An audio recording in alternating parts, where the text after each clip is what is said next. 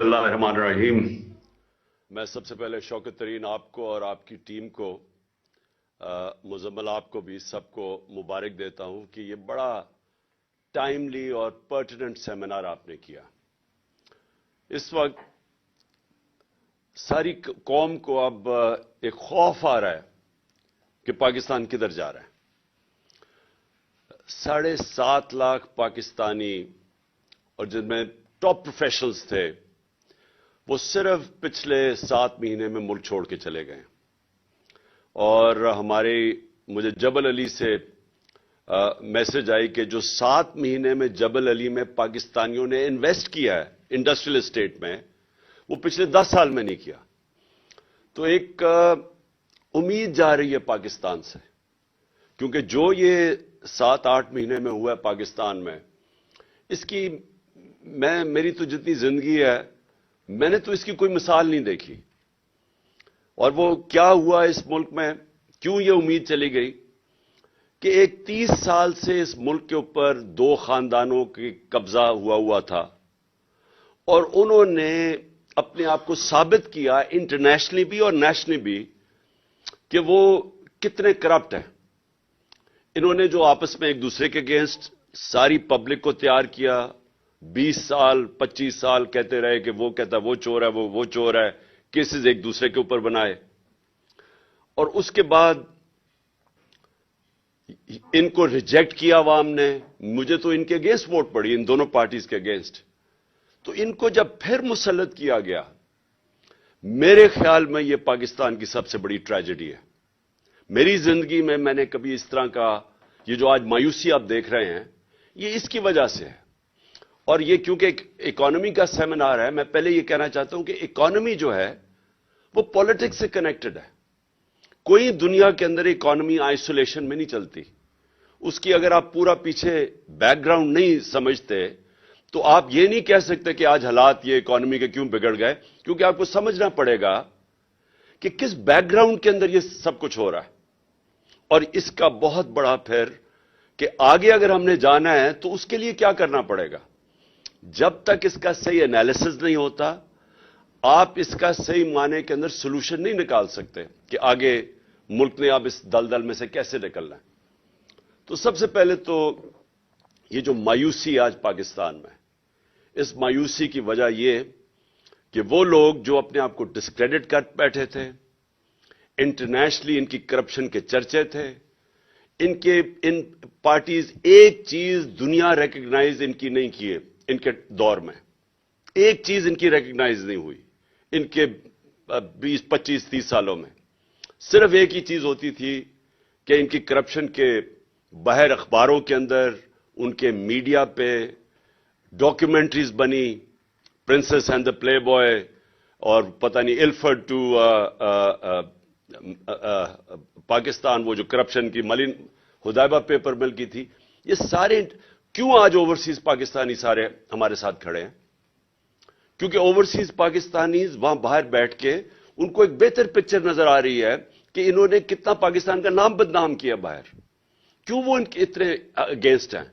کیوں کبھی اتنے ایسے ڈیمونسٹریشنز ہوئے ہی نہیں پاکستان کی تاریخ میں؟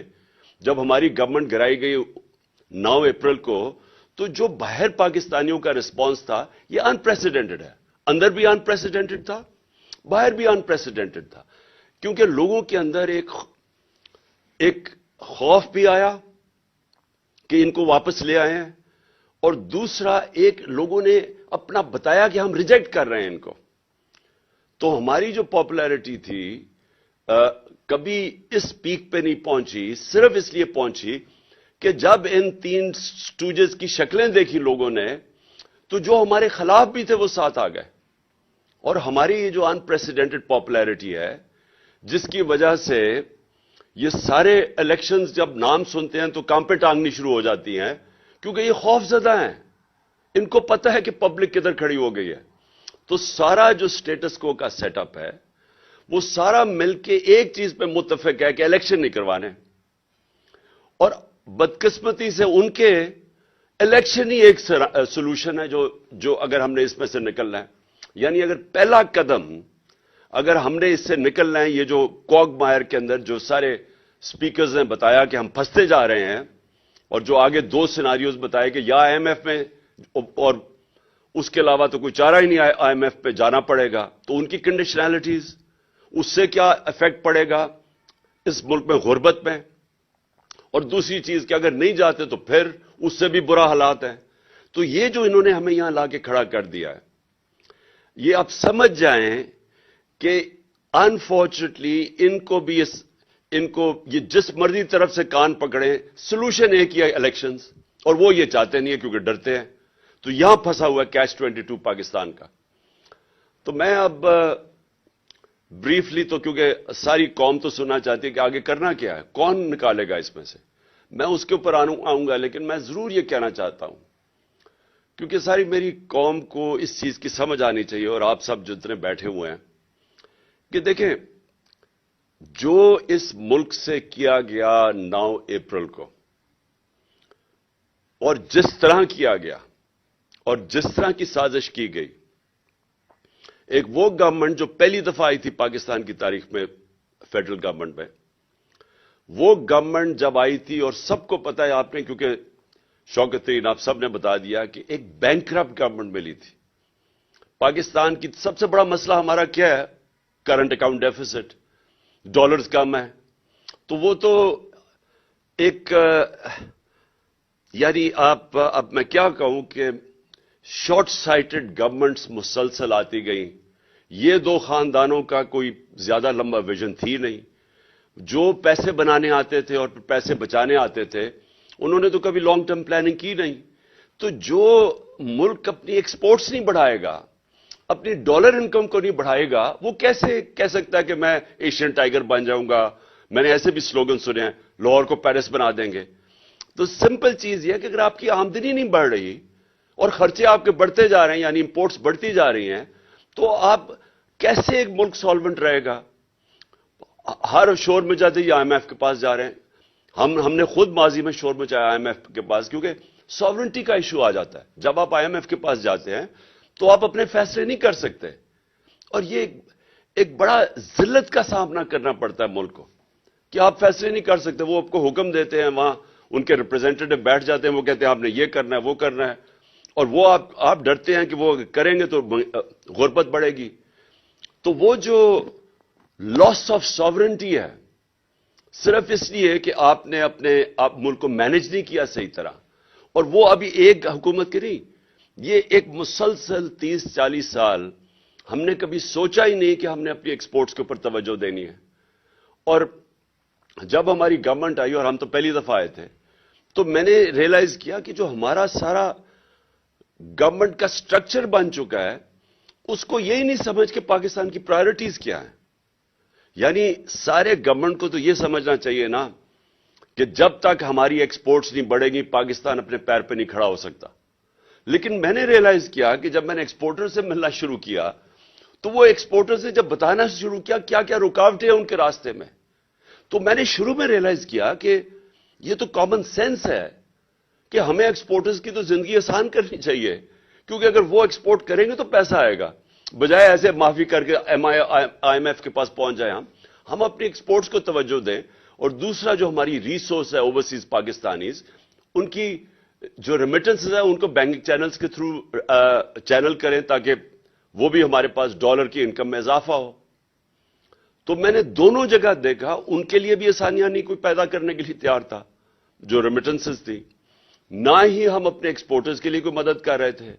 और फिर जो फ्यूचर है टेक्नोलॉजी का, मैंने जब आईटी सेक्टर को देखा तो वहां भी वो सारा आईटी सेक्टर से जब बात की, हर जगह रुकावटें थी उनके रास्ते में। यानी उनको हम इनकरेज कर रहे थे, जो आईटी की फर्म्स थी, कि अपना पैसा बाहर रखें मुल्क से, अपने डॉलर्स बाहर रखें। हालांकि बड़ा आसान था उनके लिए इंसेंटिवाइज करना कि वो अपना डॉलर पाकिस्तान में लेके आए, लेकिन वो जो स्ट्रक्चर बना हुआ है एफबीआर का, जो हम शुरू में आए एफबीआर गवर्नमेंट का, वो इसके ओब्लिवियस था। उसको समझ ही नहीं थी कि क्यों, यानी एक मुल्क बैंकरप्ट है, हमारे पास डॉलर्स नहीं है, लेकिन जो डॉलर जिन्होंने इनकम प्रोड्यूस करनी है उनके लिए कोई इंसेंटिव्स ही नहीं थे, और बल्कि रुकावटें थी। और फिर हर जगह पे जाके रेड टेप थी, हर जगह जाके वो फंस जाते थे। तो سب سے بڑی بات یہ کہ اس سے کبھی کسی نے پرائرٹائز کیا ہی نہیں.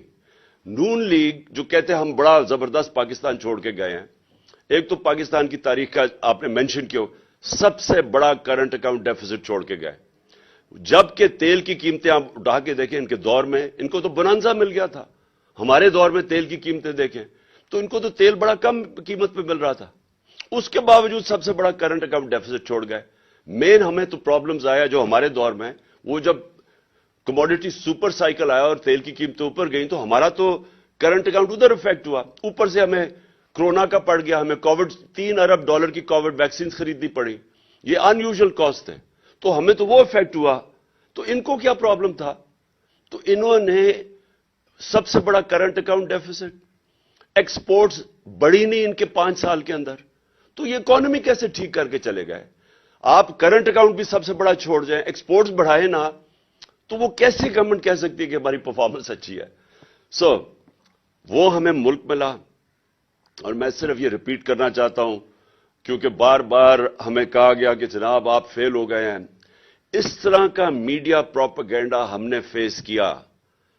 میں آپ کو یقین دلاتا ہوں کہ اتنا پریشر میڈیا نے ہمارے اوپر ڈالا. ایک طرح آج کہہ رہے ہیں نا جی, نیشنل سیکیورٹی کاؤنسل کی میٹنگ ہوئی تو انہوں نے کہا جی کہ اکانومی میں اور ہمیں ساروں کو کنسنسس ڈیولپ کرنا چاہیے. اور انہوں نے بائی دی وے بڑی انٹرسٹنگ بات کی کہ ڈالرز ملک سے باہر جا رہے ہیں وہ روکنے چاہیے. میں نے یہ بھی بڑی آج نیشنل سیکیورٹی کاؤنسل کی میٹنگ میں سنا. تو ڈالر سے سب سے زیادہ کون باہر بھیجتا ہے؟ یہ سرے محل جو تھا یہ کدھر کون سے ڈالر سے بنا تھا؟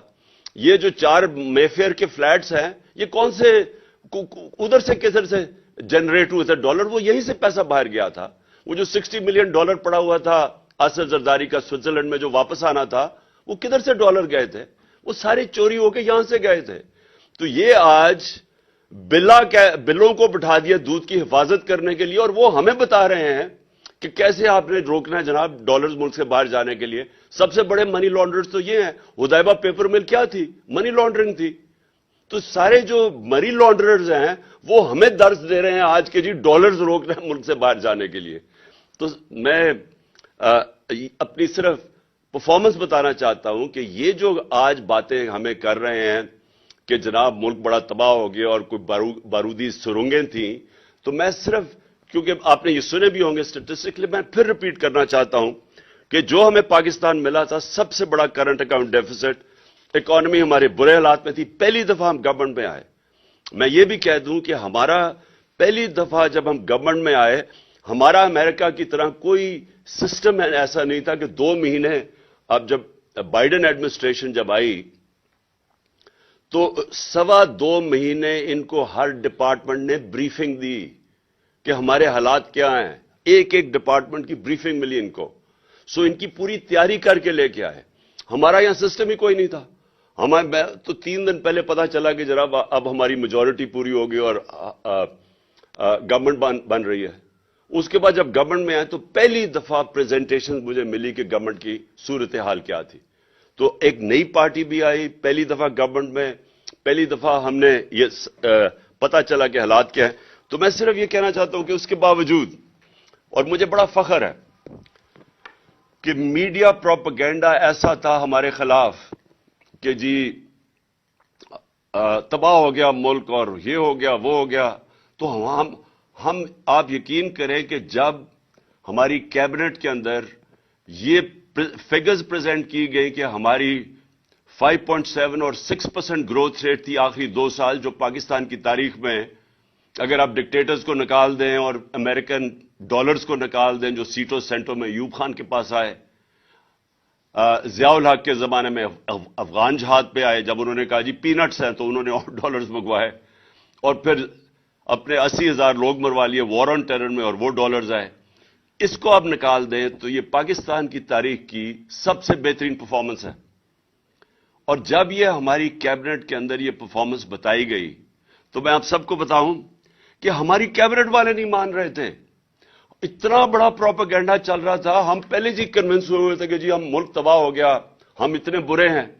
تو جب یہ فگرز اناؤنس ہوئی ہماری کیبنٹ میں اور پھر ہماری کیبنٹ نہیں مان رہی تھی, باقاعدہ پھر بریک ڈاؤن دی کہ اس سیکٹر میں اتنی، ایگریکلچر میں یہ گروتھ، سروس سیکٹر، تو وہ میں آپ کے سامنے رکھتا ہوں کیونکہ میں اس لیے سمجھتا ہوں کہ یہ ہماری بہت بڑی اچیومنٹ تھی، اور یہ اچیومنٹ اس لیے تھی کہ آئی ریپیٹ اگین کہ ہماری تو پہلی دفعہ گورنمنٹ پاور میں آئی تھی۔ اب یہ ذرا دیکھ لیں، میں نے آپ کو بتا دیا کہ 2021 میں 5.7% گروتھ ریٹ، 7.4،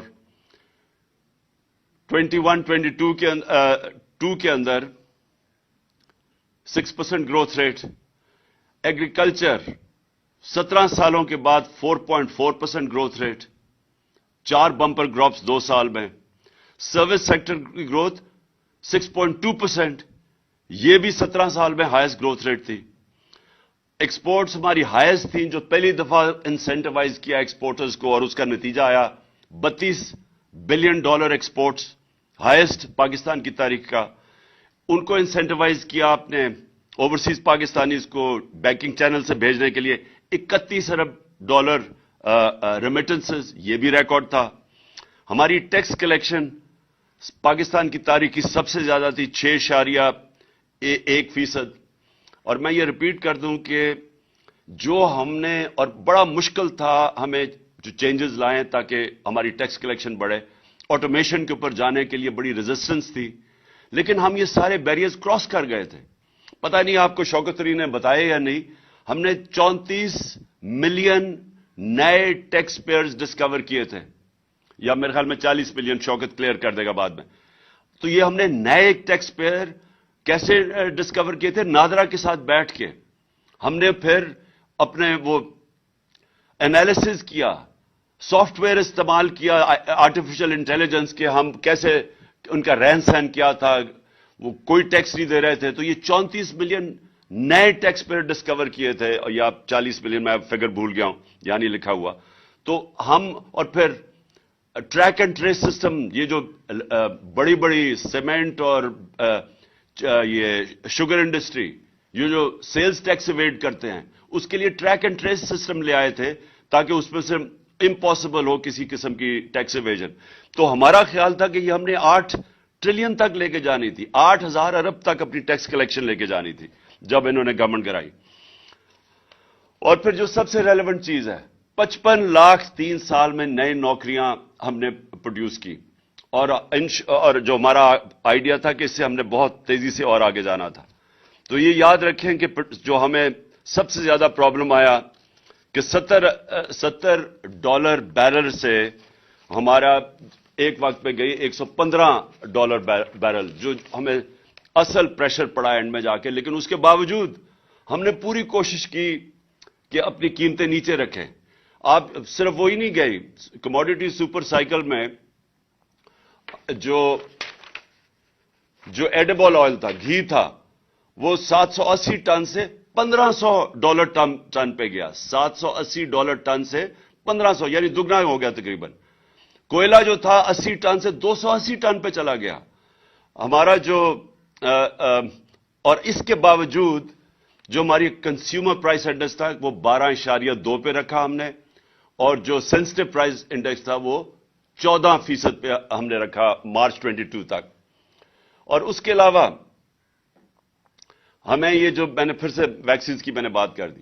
اچھا اب آ جائے، اب میرا یہ کوشچن یہ ہے کہ جو یہ ساری سازش کر کے ان کو لے کے آئے، یہ آپ نے سنی لیا ہوں گی فگرز، کیونکہ میرے سے بہت بہتر اکانومی سمجھنے والے سپیکرز ہیں۔ میرا تو سارا تجربہ ہوا یہ جو 3.5 سال میں گورنمنٹ میں بیٹھا، پہلی دفعہ، کیونکہ اتنے بڑے کرائسس تھے اکانومی کے اوپر کہ میرا ایک فاسٹ ٹریک لرننگ ہوئی اکانومی کے اوپر، اور میں بیسکلی ایک چیز سمجھ گیا کہ ہمارا جو ساری گورنمنٹ ہے، جو میں نے شروع میں آپ کو کہا، اس کا ڈائریکشن ہی غلط ہے۔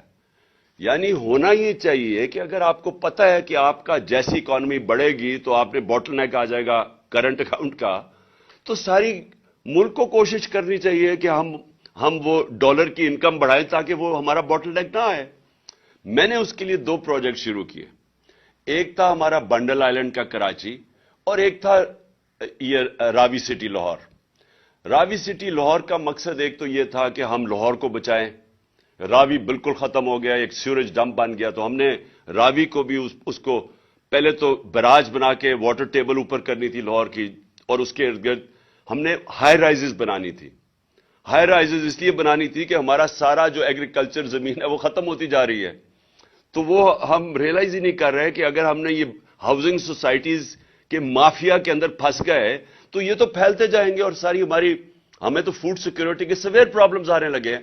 تو راوی سٹی کا مطلب یہ تھا, ایک تو کہ راوی کو بچائیں, جب لیک بنائیں گے تو واٹر ٹیبل اوپر چلی جائے گی, لاہور کی واٹر ٹیبل بالکل گر گئی ہے, اور پھر راوی کو جو اس کو پھر جب اس کے ساری ہم وہ واٹر فلٹریشن نہیں, وہ جو ہم پلانٹس لگائیں جو کہ پانی کو صاف کریں, اور وہ صاف کر کے پانی پھینکے راوی کے اندر تاکہ صاف پانی اس وقت سیوریج جا رہی ہے. تو وہ اور اس کا جو کوشش ہماری یہ تھی کہ اوورسیز پاکستانیز کی انویسٹمنٹ لے کے آئیں, کیونکہ وہ سب سے سیف انویسٹمنٹ ان کے لیے پراپرٹی ہے. اور اس کے علاوہ ہمارے پاس چائنیز کی $2.5 بلین کی انویسٹمنٹ تیار تھی. تو یہ دونوں, ایک کراچی کا جو پروجیکٹ تھا وہ سکٹل کیا گیا, وہاں دبئی سے انویسٹرز آ رہے تھے کراچی میں, وہ بھی پھر ایک نئی ماڈرن سٹی بن رہی تھی جو ہمارا پلان تھا, اس کو سکٹل کیا گیا, NOC سندھ گورنمنٹ نے دے کے واپس لے لیا.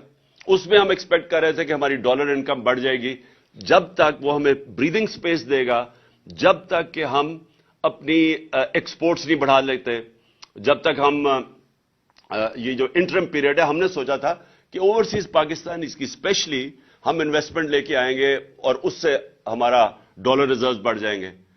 اور پھر ہم نے یہ بھی سوچا تھا کہ جو اسپیشل اکنامک زونز ہم نے بنائے تھے جن کے اندر اور اپنی ایکسپورٹ انڈسٹری کو لانے کے لیے جن کے لیے اسپیشل زونز بنائے تھے, وہ ہم نے چائنیز کے ساتھ مل کے پورا پلان کیا ہوا تھا کہ وہ اپنی انڈسٹری کو ریلوکیٹ کریں گے یہاں. لیکن بدقسمتی ہماری کیا ہوئی, ہماری یہ ہوئی کہ وہ کووڈ آ گیا, اور کووڈ سے کیا ہوا, کووڈ سے چائنا بند ہو گیا.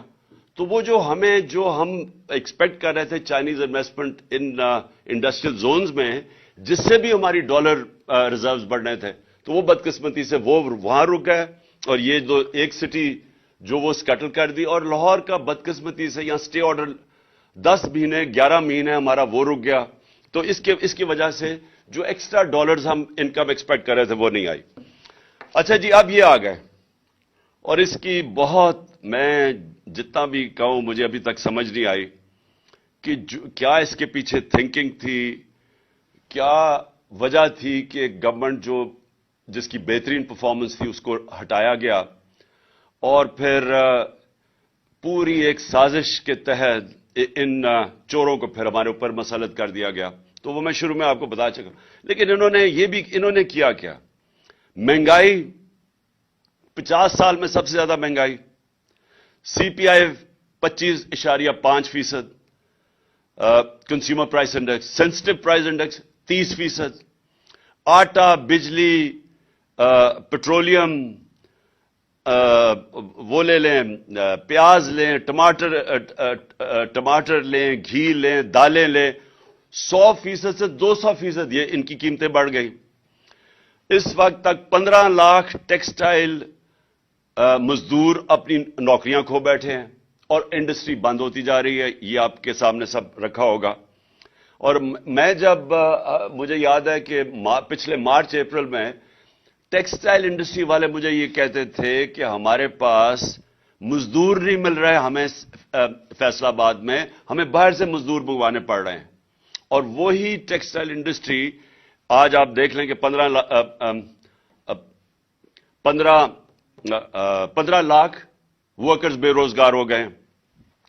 ریمیٹنسز, یہ آپ نے سنی لیا ہوگا, ایکسپورٹس اور ریمیٹنسز, ان کا مائنس آ رہا ہے. 2 ارب روپیہ مہینے کی کمی آنی شروع ہو گئی ہے ایکسپورٹس اور ریمیٹنسز میں جو ہم نے بڑھائی تھی. اور فورن ایکسچینج ریزروز آپ کے سامنے ہیں, مارچ کے اندر 16.4 تھا, آج پہنچ گئے 5.7 پہ. یہ بھی آپ کے سامنے آ گیا ہوگا. روپیہ اس وقت انٹر بینک پہ جس طرح 226 ہے, اور انفارملی وہ 260 پہ پہنچ گیا. اور جو IMF کی اب آگے کنڈیشنز آپ نے سنی, ابھی شوکت کا میں سن رہا تھا, انہوں نے کہا کہ اب اس کو فری فلوٹ کرے, اس کو روپے کو, تو وہ اب کدھر جا کے پڑتا ہے. تو میرا آخر میں دیکھیں، میں صرف سم اپ کر رہا ہوں.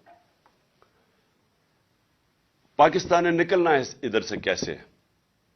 سب سے پہلے الیکشنز. کیوں الیکشنز؟ کیونکہ الیکشن سے آئے گی پولیٹیکل سٹیبلٹی. پولیٹیکل سٹیبلٹی کے بغیر اکانومی سٹیبلائز نہیں کرے گی. کوئی بھی دنیا میں انویسٹر، چاہے وہ ملک کے اندر ہو چاہے باہر ہو، وہ انویسٹ نہیں کرتا جب وہ سمجھتا ہے کہ اس کی انویسٹمنٹ کو خطرہ ہو سکتا ہے. اور وہ خطرہ کیسے ہو سکتا ہے؟ اسے یہ نہیں پتا کہ 5 مہینے 6 مہینے سال کے بعد کیا ہوگا. وہ انویسٹ نہیں کرے گا. سو انویسٹمنٹ جب تک نہیں آتی، ملک کی دولت میں اضافہ نہیں ہوتا، نوکریاں نہیں ملتی، ملک آگے نہیں بڑھ سکتا. تو پہلے تو یہ یہاں رک گیا اب کام. اس وقت پاکستان جو فیس کر رہا ہے وہ سب سے خوفناک سیناریو فیس کر رہا ہے. ایک طرف بے روزگاری اور دوسری طرف مہنگائی اور مزید اور مہنگائی. یہ جو کمبینیشن ہے یہ بڑا خطرناک ہے اس ملک کے لیے. کیوں خطرناک ہے؟ سری لنکا میں اسی طرح کا سیناریو ہوا تھا. سری لنکا کی صرف آبادی 2.25 کروڑ ہے، پاکستان کی 22.5 کروڑ ہے. اگر یہ آبادی کے اندر اسی طرح کا انتشار شروع ہو گیا جو سری لنکا میں تھا، میں یہ آپ کو مجھے افسوس سے کہنا پڑتا ہے کوئی کنٹرول نہیں کر سکے گا. اور شہروں کے اندر خاص طور پہ جس طرح آپ اگر اس وقت لوگوں سے پوچھیں، آپ تنخواہ دار سے پوچھ لیں کہ وہ گزارا کیسے کر رہا ہے، تو جب ایک مزید اور لہر آئے گی مہنگائی کی، اس کا خطرہ یہ ہے کہ یہ ملک کے اندر انتشار کی طرف چلا جائے گا. لہذا جس طرح مرضی، میں نے کہا کان جدھر مرضی سے پکڑیں، راستہ سب سے پہلا سٹیپ ہے وہ ہے صاف اور شفاف الیکشن، جس کی وجہ سے پولیٹیکل سٹیبلٹی آئے. اور امید یہ رکھی جائے کہ گورنمنٹ ایک مینڈیٹ سے آئے، اور پھر جب وہ مینڈیٹ سے آئے تو جب پبلک اس کے پیچھے کھڑی ہو تو وہ پھر مشکل فیصلے کرے. مشکل فیصلے نہ امپورٹڈ حکومت کر سکتی ہے جن کے پاس مینڈیٹ ہی کوئی نہیں ہے، جو کہ الیکشن نہیں آکشن کے ذریعے آئے ہوں، جو کہ پیسے خرچ کر کے چوری کے پیسے سے لوگوں کے ضمیروں کو خریدیں. وہ کبھی بھی گورنمنٹ کے پاس وہ مورل اتھارٹی نہیں ہوتی جو کہ مشکل فیصلے کر سکے. لوگ اس لیے یہ ڈرتے ہیں. اور یہ جب IMF نے ان سے کہنا مشکل فیصلے کرو، یہ ان کے لیے آسان نہیں ہوگا کیونکہ پبلک ان کے ساتھ نہیں ہے. تو پبلک تو اس کے ساتھ ہوگی جو کہ جب وہ ٹرسٹ کریں گے کہ جب وہ پبلک کو جو بھی لیڈرشپ کہے گی کہ دیکھیں یہ مشکل وقت ہے، یہ میں کر رہا ہوں اور اس کے بعد آپ کے لیے آسانیاں پیدا ہوں گی، تب پبلک مشکل گزار لیتی ہے. لیکن ان کے ہوتے ہوئے تو ان کے پاس اب کوئی اعتماد ہی نہیں ہے ان کے اوپر، کیونکہ یہ مزید گرتا ہی گیا ہے. اور انہوں نے جو وعدے کیے ہیں، مجھے یاد ہے شہباز شریف کی جو سپیچ آنے سے پہلے کہ 6 مہینے میں ملک کو ٹھیک کر دوں گا. فکر نہ کریں، میں وہ پنجاب سپیڈ جیسی تھی وہ میں ملک ٹھیک کر دوں گا. ایک تو اللہ کا میں شکر ادا کرتا ہوں کہ یہ ایک بڑے اربوں روپیہ ٹیکس پیئر کا خرچ کر کے اپنا امیج بنایا ہوا تھا نا کہ یہ کوئی بہت بڑا جینیس ہے، یہ تو ایکسپوز ہو گیا. دوسری چیز، وہ اسحاق ڈار، وہ بڑا اس کے سارے کیسز معاف کیے، سارے کرپشن کے کیسز اس کے دھوئے، اس کو ڈرائی کلین کیا، پھر NRO 2 دے کے یہاں بلایا، تو وہ بھی ساری دنیا کو پتا چل گیا کہ وہ کتنے پانی میں ہے. اس لیے جیسے ہی آپ کے الیکشنز اور مینڈیٹ آئے گا وہ پھر پہلا سٹیپ ہوگا. اس کے بعد سب سے امپورٹنٹ چیز پاکستان میں رول آف لا ہے. اکانومی کنیکٹڈ ہے رول آف لا کے ساتھ. یہ لوگوں کو غلط فہمی ہے کہ جناب مجھے جو جنرل باجوہ وہ ہر چیز کے ہر فن مولا بن گئے تھے، تو ہمیں بتا رہے ہیں کہ جناب دیکھیں آپ اکانومی کے اوپر کانسنٹریٹ کریں، یہ احتساب کو بھول جائیں، یہ اکاؤنٹیبلٹی بھول جائیں. ان کو یہی نہیں پتا آج تک کہ دنیا کا نقشہ اٹھا کے دیکھ لو، جن ملکوں کے اندر کلین گورننس ہے، رول آف لا ہے، وہ خوشحال ہیں. اور جن ملکوں میں یہاں NRO دیا جاتا ہے بڑے ڈاکوؤں کو اور بیچارے چھوٹے چوروں کو پکڑا جاتا ہے، وہاں سارے ملکوں میں غربت ہے. رول آف لا کنیکٹڈ ہے خوشحالی کے ساتھ. دنیا کے اندر جدھر بھی خوشحالی آئی ہے پہلے رول آف لا آیا ہے. یہ ہو ہی نہیں سکتا کہ ملک میں ڈاکے مارے جائے، جو ایلیٹ ہو وہ اوپر بیٹھ کے ملک چوری کرے اور آپ سمجھے کہ ملک ترقی کر جائے گا. یہ کبھی نہیں ہوا. اور اگر یہ ہوتا تو یہ دونوں جو خاندان 30 سال اس ملک کے اوپر مسلط رہے ہیں تو ان کو ملک کو ٹھیک کر دینا چاہیے تھا. ان کے دور میں ہی تو سارے قرضے چڑھے ہیں.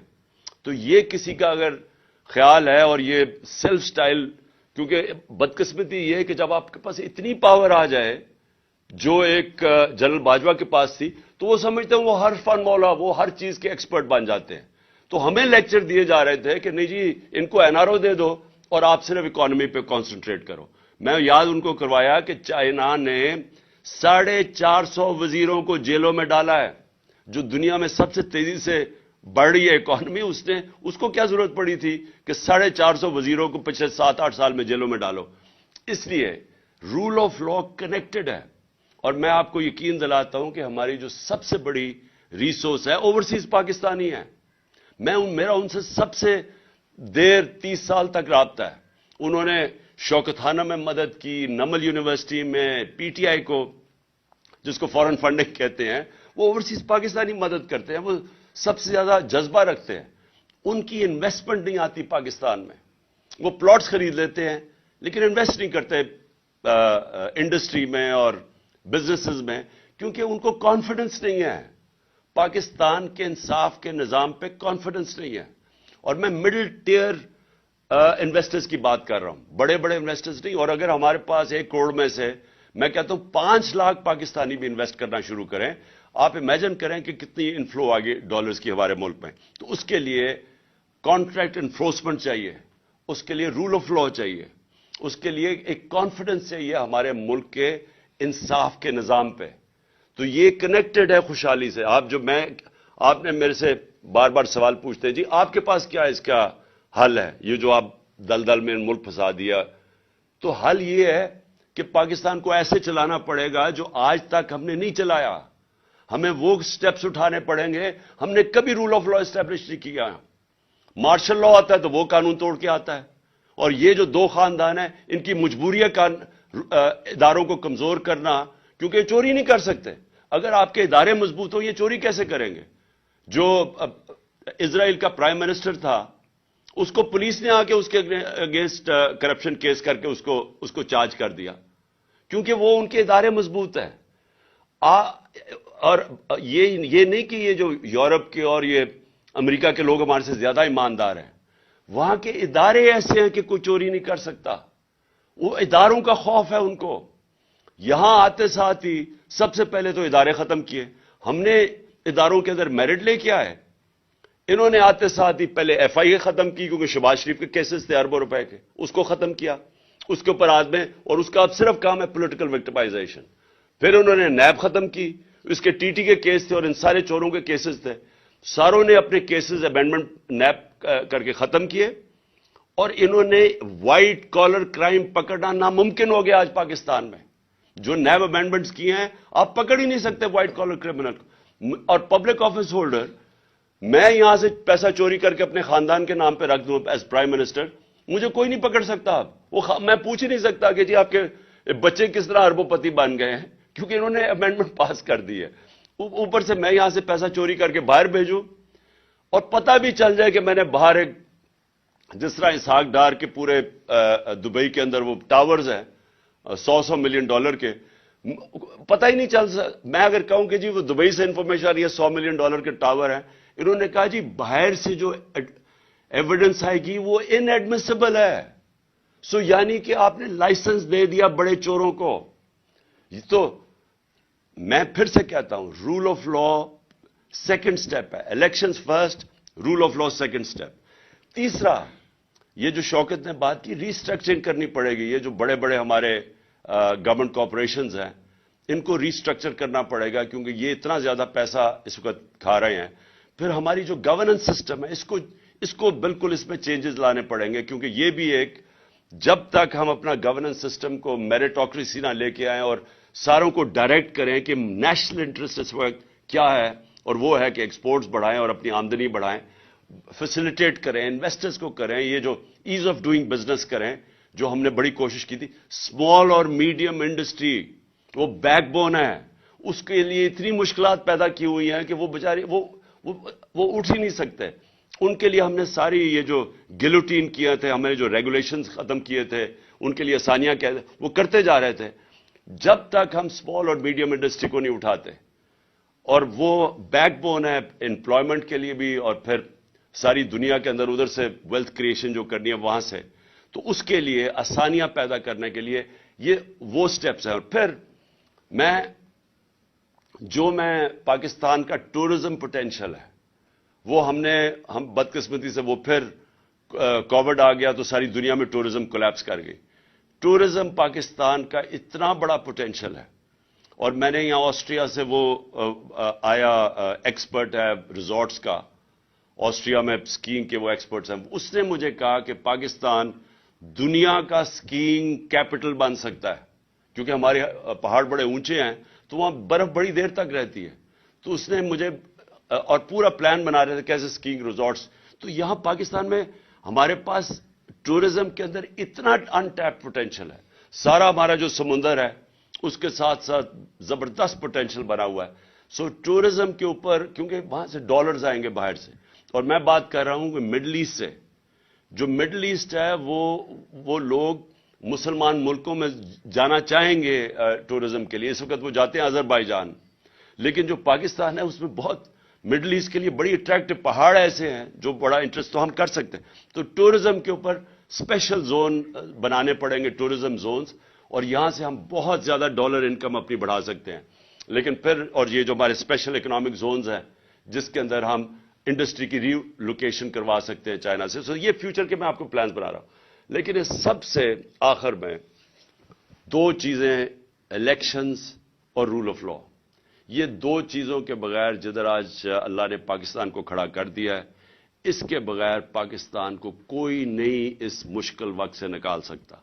یہ جو ان کی اب کوشش ہے، انکم ہماری گرتی جا رہی ہے، بے روزگاری بڑھتی جا رہی ہے، ویلتھ کریشن ہو نہیں رہی، قرضے بڑھتے جا رہے ہیں، جو سارا پاور سیکٹر کے کانٹریکٹس انہوں نے سائن کیے ہوئے ہیں وہ کیپیسٹی پیمنٹس دینی پڑ رہی ہیں. پیسہ ہے نہیں بجلی استعمال کرنے کے لیے، پیسہ ہے نہیں کہ ہم باہر سے جو امپورٹڈ فیول کے اوپر یہ پاور سٹیشن چلانا ہے وہ ہم چلا نہیں سکتے. تو ایک طرف لوڈ شیڈنگ ہو رہی ہے، دوسری طرف کیپیسٹی پیمنٹس دے رہے ہیں کیونکہ ہمارے پاس پیسہ ہی نہیں ہے امپورٹڈ فیول کے لیے. سو پاکستان جدھر آج انہوں نے پھنسایا ہوا ہے اس کے لیے بڑے چینجز کرنے پڑیں گے. جس طرح ہم نے اپنی گورنمنٹ چلانی ہے، لیکن وہ شروع ہوگا فری اینڈ فیئر الیکشن سے. اور پاکستان میں رول آف لا اسٹیبلش کرنا اب ناگزیر ہو چکا ہے. اس کے بغیر ہم اس ملک کو اب ایک آزاد، خود مختار، ساورن، ایک غیرت مند قوم ہم اب نہیں رہ سکتے. ہمیں اگر یہی طریقہ ہے کہ جی بھاگ کے جا کے پیسے مانگو کسی سے، کبھی کسی سے پیسے مانگ رہے ہیں، اپنی عزت کھو رہے ہیں، اس طرح پاکستان سروائیو نہیں کر سکتا. شکریہ.